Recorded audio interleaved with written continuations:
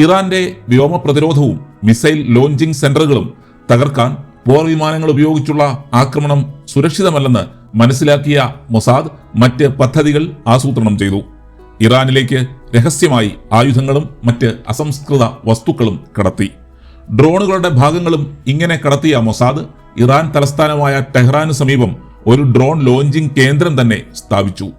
ഭൂമിക്കടിയിൽ എല്ലാ സംവിധാനങ്ങളോടും കൂടിയ ലോഞ്ചിംഗ് കേന്ദ്രം വളരെ നാളത്തെ പരിശ്രമത്തിലൂടെയാണ് സ്ഥാപിച്ചത്. ചാവേർ ഡ്രോണുകളായി പേരെടുത്ത കാമിക്കാസ ഡ്രോണുകളാണ് കൂടുതലായി ഈ കേന്ദ്രത്തിലെത്തിച്ചത്. ദൂരനിയന്ത്രിത സ്ഫോടക വസ്തുക്കളും ഇവിടെ എത്തിച്ചു.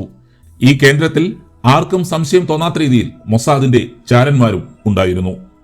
ആക്രമണത്തിനായി തയ്യാറെടുക്കുമ്പോൾ തന്നെ ഇറാനെ തെറ്റിദ്ധരിപ്പിക്കാനും ഇസ്രയേലിന് കഴിഞ്ഞു. ഗാസ ആക്രമണത്തെ തുടർന്ന് അമേരിക്കയുമായി നല്ല ബന്ധത്തിലല്ല എന്ന നിഗമനത്തിലെത്താൻ വേണ്ട രീതിയിലുള്ള പരസ്യ പ്രസ്താവനകൾ ഉണ്ടായി. ഇസ്രയേലിൽ തന്നെ ബെഞ്ചമിൻ നെതന്യാഹുവിനെതിരെ അവിശ്വാസവും തർക്കങ്ങളും വിമർശനങ്ങളും ഉണ്ടായി. ഇത് ഇസ്രയേലിൽ തമ്മിലടി ഉണ്ടെന്നും ഗാസ ആക്രമണത്തിനിടെ മറ്റൊരാക്രമണം ഇസ്രയേൽ നടപ്പിലാക്കില്ലെന്നും ഇറാനെ വിശ്വസിപ്പിക്കുന്ന തരത്തിലുള്ളതായിരുന്നു. ഇറാനെതിരെയുള്ള ആക്രമണം ചർച്ച ചെയ്യാൻ ഇസ്രായേലിന്റെ ഉന്നത സമിതി നിരന്തരം സമ്മേളിച്ചിരുന്നു.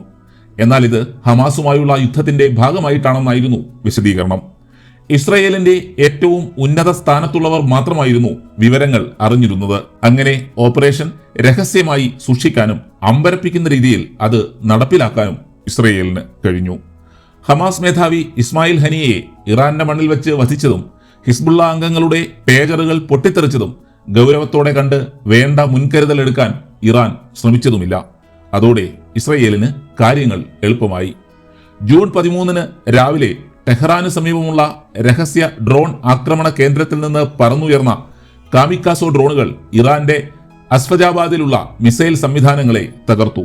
നേരത്തെ തന്നെ തയ്യാറാക്കി വച്ചിരുന്ന ആയുധങ്ങൾ റിമോട്ട് കൺട്രോളിലൂടെ പ്രവർത്തിപ്പിച്ച് ഇറാന്റെ റഡാറുകളെയും വ്യോമപ്രതിരോധ സംവിധാനത്തെയും ഇല്ലാതാക്കി. ഇതോടെ കാത്തുനിന്നിരുന്ന ഇസ്രയേൽ വ്യോമസേനയുടെ പോർ വിമാനങ്ങൾക്ക് ആക്രമിക്കാൻ എല്ലാ വഴികളും തെളിഞ്ഞു.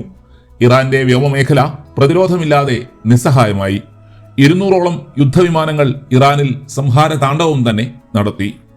ഇറാൻ വിപ്ലവസേനയുടെ തലവനും മറ്റ് ജനറൽമാരും പ്രമുഖരായ 20ഓളം ആണവ ശാസ്ത്രജ്ഞരും ആക്രമണത്തിൽ കൊല്ലപ്പെട്ടു. മിസൈൽ സംവിധാനങ്ങൾ തകർന്നു. വ്യോമ പ്രതിരോധം തകർത്തെറിയപ്പെട്ടു. എന്ത് ചെയ്യണമെന്നറിയാതെ ആദ്യ മണിക്കൂറുകളിൽ ഇറാൻ അങ്കലാപ്പിലായി. ഇസ്രയേലിന് നേരെയുള്ള പ്രത്യാക്രമണം താമസിക്കാൻ കാരണമായതും മൊസാദിന്റെ ഈ കൃത്യതയുള്ള ആസൂത്രണമായിരുന്നു.